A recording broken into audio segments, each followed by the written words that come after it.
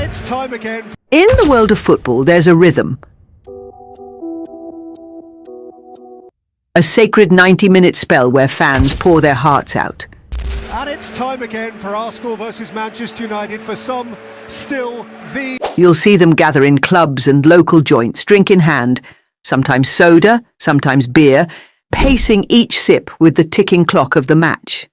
The drink isn't the main focus, the game is. Drive at Walker and set it back for Calafiori! Oh, it's a beauty! What a strike! What a moment! But what if I told you someone borrowed that rhythm? Not for fun, not for football, but for murder. What if I told you that just like those fans sipping through 90 minutes, two men once sat quietly at a restaurant table in Nairobi pretending to eat, not because they were hungry, but because they were hunting. And their target was a sitting member of parliament. This is the story of how Charles Ong'ondo, MP for Kasipul, was murdered in a plot so calculated, so precise. It leaves behind a trail of questions that Kenya is yet to answer.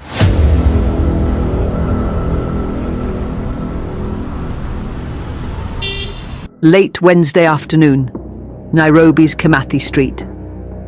A normal restaurant, a busy day, but among the crowd, two men sat watching. Not the news, not football. They were watching time. Mr. Speaker, as in line with your communication. Because inside Parliament, Speaker Moses Wetangula was presiding over the hotly contested 2025 finance bill, and they knew wind as soon as he uttered those final familiar words. Will as many of that opinion say aye?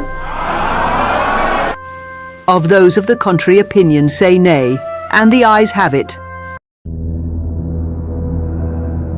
Charles would be leaving the chamber. Moments later, CCTV cameras captured those same two men walking out of the hotel as the House adjourned. Now this is where you, the viewer, must think carefully. The Parliament parking is a restricted, secure zone, hidden from public view. No stranger on the outside can see who sits where in a member's car. It's shielded. But here's what happened. Charles Ware stepped into his vehicle, accompanied by his driver and bodyguard. Defying standard protocol, the MP chose to sit in the front seat, an unusual move. His bodyguard took the back seat. And yet, when the assassin finally struck, he knew exactly where Charles Ware was sitting, as though he had watched him board, as though he had been tipped off from the inside. The convoy left Parliament, driving through City Hall Way, then Wabera Street. At this point, CCTV caught a shadow trailing the MP's car.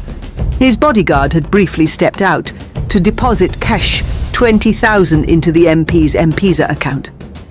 But what no one noticed was Omar Shakur, lurking. Soon, a second suspect joined him. Together, they began stalking the MP's vehicle, from Wabera Street, down Kenyatta Avenue, onto Valley Road, all the way toward Daystar University. And there, near the Kenyatta National Hospital roundabout, the gunshots rang out. 5 bullets, fired with deadly precision.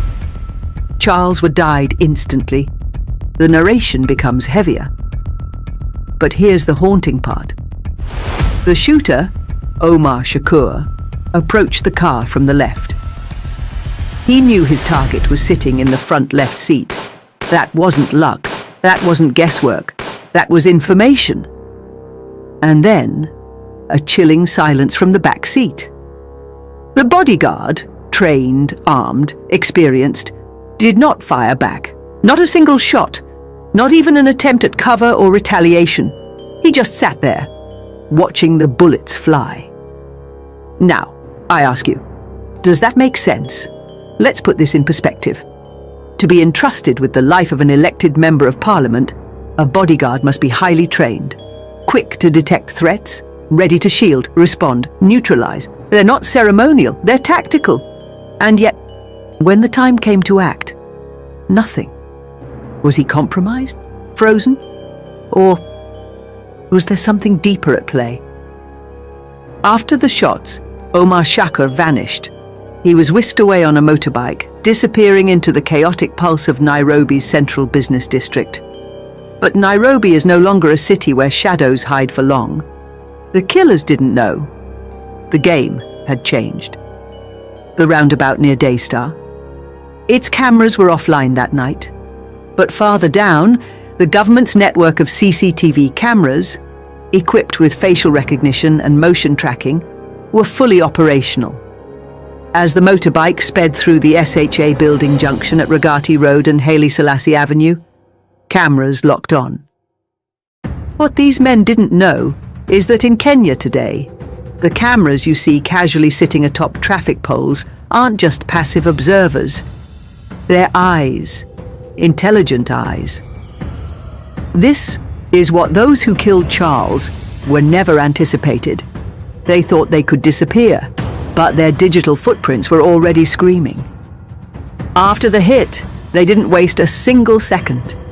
They escaped quickly, weaving through the streets of Nairobi, heading toward Haile Selassie Avenue, passing the expressway roundabout. At that very junction, a white car was already waiting. It wasn't just any car. It picked only Omar Shakur, leaving behind his motorbike and his trail. It was a clean switch. The white car accelerated sharply into Haile Selassie Avenue and disappeared into the busy Nairobi traffic. But what these criminals didn't realize was that Big Brother was watching. The white car was captured again, this time along Moi Avenue once more as it passed Zuri Restaurant, and again by the Naiva's cameras. It didn't stop there. Further up, another camera by the Jubilee Party building along Thika Road got a clean frame of the vehicle. Finally, the last known capture of that vehicle was recorded at Safari Park Hotel, right near TRM Mall. But that wasn't the end. Facial recognition technology, now widely deployed across Kenya's urban centres, began connecting the dots. Frame by frame, minute by minute, Omar Shakur's movements were mapped. Through AI-powered analysis, he was flagged as a regular evening visitor to one of the popular clubs in Roysambu. That was enough to lay the trap. On Sunday evening, undercover DCI officers staged themselves across the club in Roysambu. Some posed as customers. Others sat quietly in cars outside. No radios, no noise. Just waiting. At exactly 3:45 p.m., their target walked in. Omar Shakur entered the club wearing a cap, confident, and ready to watch Manchester United versus Brentford. He ordered a drink, sat down, and before he could even take the first sip, DCI moved in. Silent, swift, surgical. They didn't just stop at him. Under interrogation, he led DCI to Dandora, Eastlands, deep inside Nairobi's underground web. There, the net widened. Douglas Muchiri Wambugu and David Mihigo Kagame were picked up. Then they led detectives to the doorstep of Ali Juma Hikal, a serving AP police officer. Yes, you heard that right. A man in uniform, a man entrusted with law and order. In his house, police found a firearm and a significant amount of cash. Let that sink in. The investigations then took a darker turn. These names weren't just part of a criminal ring, they were allegedly linked to the Mujahideen extremist network. What started as a political assassination was now uncovering a possible nexus between organized crime and radical extremism. But hold on, it doesn't stop there. Let's fast forward to May 7th. 2 more arrests would be made. But these would happen not through surveillance, not through facial recognition, but through pure human blunder. You see, Omar Shakur was arrested on May 4th, 2025. But someone, thinking they were being smart, decided to access his Facebook account. That someone was Edwin Oduor Odhiambo, also known as Abdul Rashid. At exactly 2:00 a.m. on May 7th, Edwin made a post on Omar Shakur's Facebook account. Yes, you heard that right. He used the Facebook account of a man already in police custody, thinking no one was watching. But that one click was all DCI needed They locked onto him like a hawk, spotting a snake in the grass. By sunrise, Edwin Odur Odhiambo was smoked out of his hideout, together with Dennis Sewe Munyasi. Now here's what was found inside Edwin's house: 2 loaded pistols, a Ray Falcon and a Sarsilmaz, 9 rounds of 9mm ammunition, more digital evidence linking him to the wider syndicate. Ladies and gentlemen, what we are looking at here is not just a crime, this is a network, a web. Carefully planned, deeply resourced, but ultimately exposed by one thing: technology, cameras, data, AI, mistakes. And that brings us to the end of our deep dive investigative piece into the shocking murder of Caspal Member of Parliament, Charles Ong'ondo, a story of betrayal, of power, of shadows that walk among us. If you found this video informative, do us a favor, hit that like button, share it with your friends, and don't forget to smash that subscribe button. And, most importantly, turn on the notification bell so that the moment we drop the next episode, YouTube alerts you immediately. Until next time, stay curious, stay safe, and stay informed. Goodbye for now.